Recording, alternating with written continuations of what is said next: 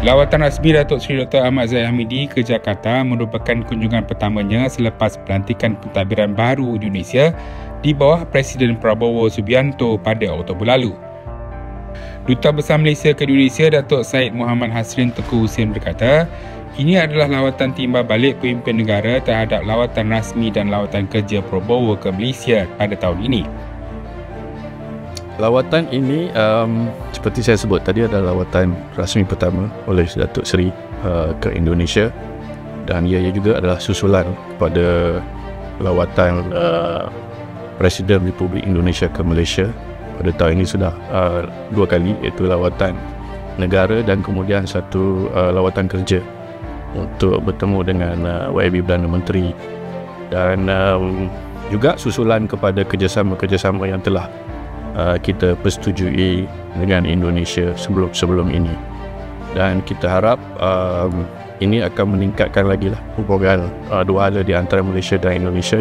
Lawatan itu bertujuan memperkukuh hubungan dua hala sedia ada serta memperluas kerjasama strategik yang telah dipersetujui sebelum ini antara Malaysia dan Indonesia. Datuk Seri Ahmad Zahid memerlukan lawatan rasmi beliau pada Majlis Makan Malam bersama rakyat Malaysia yang akan diadakan di Kedutaan Besar Malaysia di Jakarta. Hari kedua, beliau dijadual mengadakan kunjungan hormat kepada Naib Presiden Indonesia Gibran Rakabuming di Istana Wakil Presiden.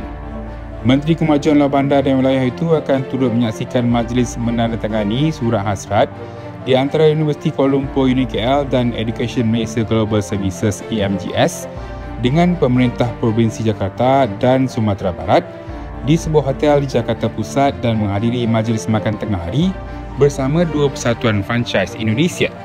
YB Perdana Menteri dijadualkan akan mengadakan lawatan ke Badan Nasional Penanggulan Bencana dan juga ASEAN Coordinating Center for Humanitarian Assistance on Disaster Management atau dikenali sebagai AHA Center, di mana di sana satu taklimat akan diberikan oleh dua-dua organisasi tersebut. Hari terakhir rawatan rasmi, Ahmad Zahid akan menyertai pelepasan konvoi ASEAN Unity Drive di pekarangan Kedutaan Malaysia, di mana kereta elektrik Proton EMAS akan digunakan sebagai simbol usaha ke arah kelestarian dan keterhubungan penganjuran sidang kemuncak ASEAN. Selain itu, satu sesi meja bulat mengenai kerjasama industri halal antara Malaysia dan Indonesia akan berlangsung dengan memfokuskan kepada susulan Memorandum of Cooperation on Halal Industry yang dimeterai pada tahun 2023. Lawatan rasmi ini menjadi platform penting dalam mengukuhkan lagi kerjasama strategik antara Malaysia dan Indonesia bukan sahaja dalam bidang ekonomi dan pendidikan, malah juga dalam pengurusan bencana, pembangunan luar bandar dan keterjaminan makanan.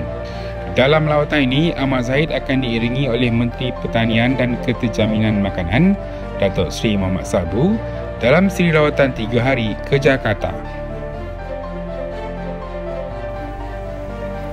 Lawatan rasmi Timbalan Perdana Menteri Datuk Seri Dr. Ahmad Zahid Hamidi ke Jakarta yang bermula esok akan terus memberi tumpuan kepada aspek kemajuan desa, pengurusan bencana dan keterjaminan makanan selaras dengan agenda pembangunan kedua-dua negara.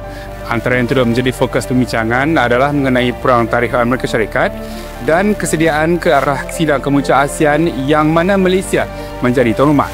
Laporan Aziz Osman dan juru kamera Jamie Shah Jamil, Jakarta, Indonesia untuk Malaysia Gazette.